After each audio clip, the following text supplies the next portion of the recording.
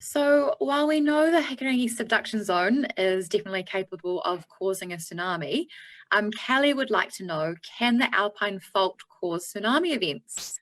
So William, perhaps you could answer that one. And Caroline or Tom, you might like to talk about it a little bit in terms of the AF8 scenario. Yes.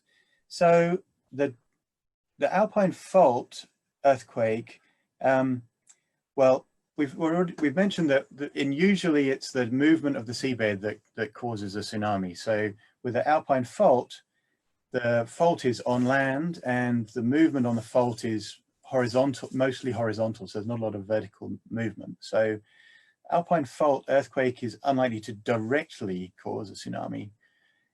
However, there are a few other things we should be careful about. There's a phenomenon called seiching. So if you have a lake or a fjord or a harbor, and that gets moved horizontally backwards and forwards by the earthquake shaking, that can produce waves. And that was much noted in 1855 in Wellington Harbour, where the seiching effect flooded some of the quaysides. So that's definitely something that could happen, for instance, in some of the high country lakes in an Alpine Fault scenario. Another way that an Alpine Fault earthquake could indirectly cause tsunamis is by causing landsliding. So we've seen, for instance, in the Kaikoura earthquake, all the landslides that were caused by the shaking in that event. And if some of those landslides end up in water bodies, that can cause localized tsunamis.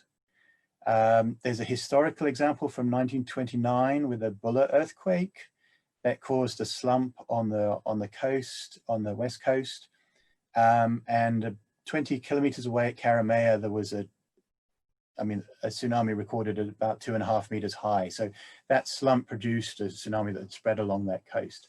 So that kind of effect can indirectly cause a tsunami.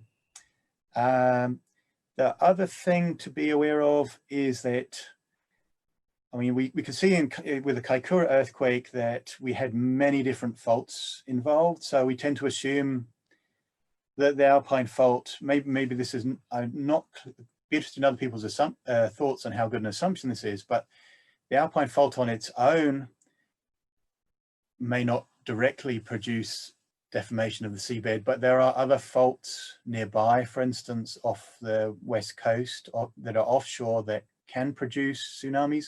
So could we be definitely sure that those faults would not be rupturing at the same time as the Alpine Fault?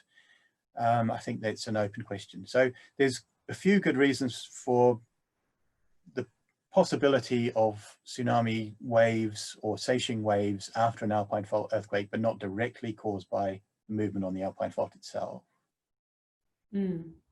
Fantastic answer, William, and I don't have much more to add apart from to say that if anyone happens to be around the Southern Alps when this earthquake happens, definitely move away from lake bodies and rivers for that reason, because you just never know if there might have been a rockfall up the lake that you're not aware of that might send a wave down the lake, for example, into Queenstown, or that seiching effect, that sloshing around of the water around the margin of lakes.